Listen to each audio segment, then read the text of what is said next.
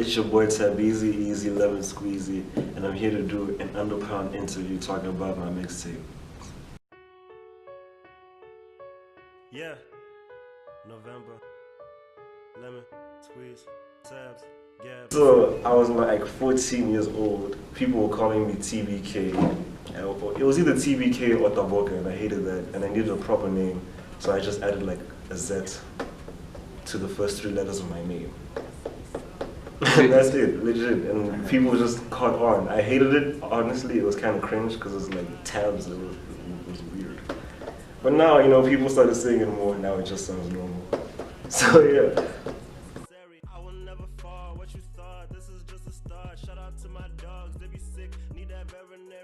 Well, technically, I started music this year, technically.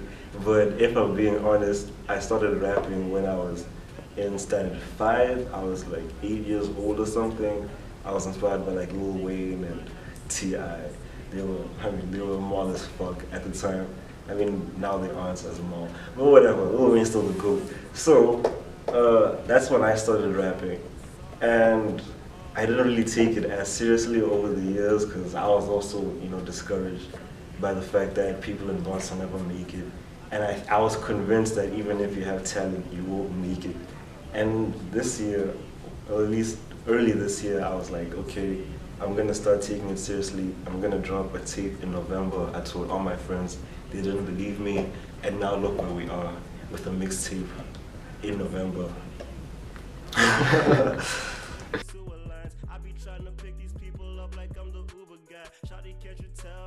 To be honest, it's not really about anything particular. It was just about me putting out music there. Like I said, I just wanted to kind of get a head start, and you know, I needed to drop a mixtape. So like, even when you look at it, there's no particular directions going in that. We have tracks like Never Ready, Acid, and Relax, which are lit tracks, and then you have tracks like Antidepressant and Things Change, which are a bit more personal, and on top of that you have tracks like Respiration and The Survival of the Fittest Freestyle, which are freestyles, of course. So there's no real particular direction. I was just trying to make it diverse and make it sound good, TBH, you know. But I feel my next project will have a sort of direction in terms of what I'll be talking about. It will probably be on some depressed shit because I like my depressed shit. I like my sad music, all that Drake, you know.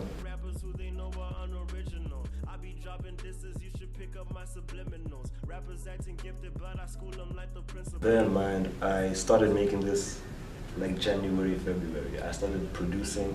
At that point, I already had somewhat of an idea of how to make beats with FL Studio. So I was producing, and I didn't have school, so it was basically like every day I'd make a beat and create a new concept. I'd even like make a melody and record it on my phone if I wasn't next to my laptop or something. So it's basically been a period of 11 months of making music, right? But for the first 5 months, I wasn't in school. Then I got into school in August, right? So in that amount of time, that's when I finished most of it, right? That's when I finished most of it, including like just the production and writing. Not necessarily that it was mixed and mastered at the time. I still needed someone to mix and master. And at the time, I did have like a really loyal producer who was down to, you know, let me record, and he was down to mix and master for free. But then, you know, things changed. Download. Things changed, and out of nowhere, I must add, abruptly, he decided to go to Uganda. I mean, it's not like he's being an asshole. I feel like maybe he was being an asshole when he didn't tell me about it, but I still love him. Anyway, he decided to go to Uganda, and you know, he's also trying to get his sound engineering degree, so I can't really blame him for that. But that definitely took me, you know, like way back, because I had already finished most of it, and it was only to record. Oh, honestly, it was only to record and get features. But then after he left, then I had to start making plans. And I have to admit, I didn't necessarily have a lot of money, so that was also an issue. And you know, I had to start scavenging for producers. Luckily, I found, you know, a good producer in Block 6 eventually. Actually, I found 2. I found one in Block 9 and Block 6. One is named Man E, really dope guy. He's been in the game for spans. He's a bully, he has children and everything. You know, I think he has a sound engineering degree, but with online courses. I mean, it shouldn't discredit him. He's still really good at what he does, and he works with big artists. It's just that he's a bit out of my budget, so I couldn't make everything with him. But yeah, definitely the experience of being with him was definitely dope. Then I have the guy I met in Block 6. His name is Lincoln the God Fuego. He's also really dope, and he was within my budget. But he charges me 300, and that's for a session. So I could literally record 10 tracks in a day, and he'll master and mix everything just for that 300. But bear in mind, he'll only do it if you're quote unquote good. I'm not trying to credit myself or anything, but literally he had to hear my music first before he could let me record, so that I wasn't just another nigga. But you know, he ended up liking it, and here I am. He definitely saved me. I don't think I would have dropped November if I never met him. I would be here talking about why it's delayed to next year, November.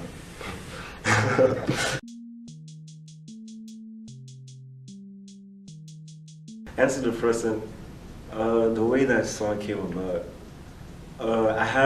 there was a track that was supposed to be on the mixtape, but it couldn't be there because one of the features couldn't. I wouldn't say his name because I'm gonna make him sound like an asshole.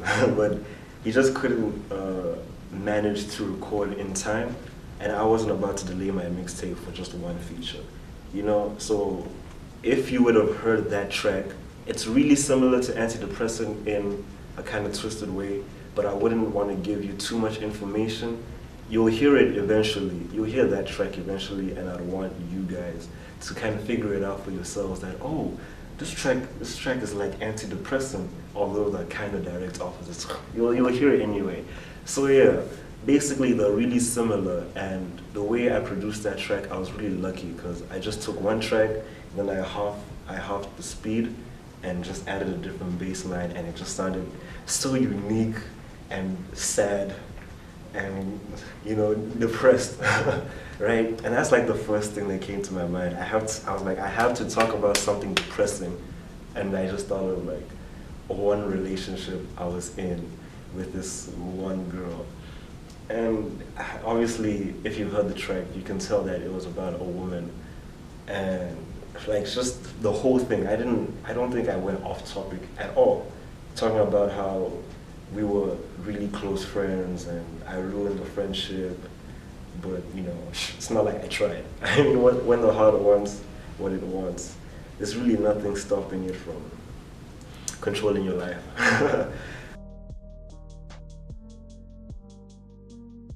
Well, I haven't gotten any negative feedback. I've never gotten any negative feedback, TBH. I've only gotten one constructive thing, like be more emotional, you know, but like, it's like what? TBH. I haven't gotten any negative feedback. It's only been positive feedback, but I also hate that because realistically not everyone's gonna like your music. So I wonder, those people who aren't saying anything, who are out here sneaking, telling other people, okay, no, it's trash, and I'm just here feeling fresh. You know, that also makes me worry because I can't only get positive feedback. You know, there has to be someone who dislikes my music to an extent, or maybe just doesn't like one particular thing. But all in all, I don't think there's anything bad you can say about it in terms of, you know, this was bad, the quality was bad, flow was bad, didn't have any bars. You know, I try to make sure you can't say that, trying to make it definitively good. You know, I really don't want to give anyone leverage to say, Jorge, this was bad. No, I don't like the mixtape because of this one thing. Because then when people start saying that, they're going to start telling other people and start influencing them to not like my music. And I don't want that to happen, of course. But yeah, that's just how it is. Good feedback. myself to consultation. You could tell just from the flow. You could tell that this a passion, cause you know I got that. I guess the week before, the 2 weeks before I was making it, that was the most intense. Cause I remember I had finished recording everything, you know, and I have to admit, yeah, it was a bit of a squeeze. I won't say it was rushed, cause like I said, I just needed to record. That was all. It's just that there was 2 weeks is not a long time, although it may seem like it's a long time, but it's really not a long time. And I didn't necessarily have the resources to keep going to my producer every day, because also I didn't have time to. I also have school, you know, and getting everything sorted in time was really stressed, and I also had other things to deal with in terms of school and people. You know, people also giving me stress, because I also have things to deal with. So that was definitely the worst, and also the anxiety of dropping my first mixtape.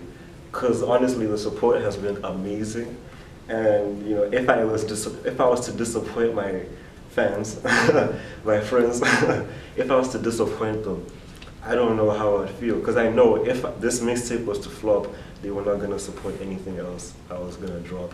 Because they were gonna have that bias of, no, you know, he's not that serious, he's not that good, he can still flop. But at this point, I'm somewhat satisfied with how it turned out. Still feel like November can still improve in terms of quality. It sounds chill. It sounds chill to like everyone I've talked to, but there's still some kinks in terms of sound engineering that definitely need to be dealt with. And I'll probably release a remastered version in December for download, just to make it louder and crispier, you know, because I want you guys to enjoy it, you know.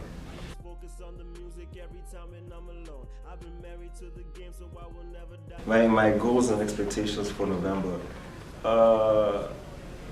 Definitely, I'd be satisfied if I could get thousands of streams on SoundCloud. You know, I'm still a new artist. I've only released 9 songs, you know, to the world. And just the fact that at the point where I only had 3 songs. At the point where I only had 3 songs, I managed to get, you know, 1,000 plays for 2 of them. That was a lot for me, because now I'm not a celeb, I'm not popular. And I guess that shows how far making good music can take you, especially when, you know, you're not a celebrity or you're not a skirt nigga, you know what I'm saying? So I'll definitely be satisfied with thousands of plays, but I also want more people to listen. I want to get my followers up. I need more likes on my Facebook page. I need more followers on Instagram to be a booker, SoundCloud, Tabz. Definitely more people on my Twitter account. So yeah, I just need to develop a following, and definitely I hope this gives me an opportunity to start performing. And you know, I also want to drop a video, but I need money.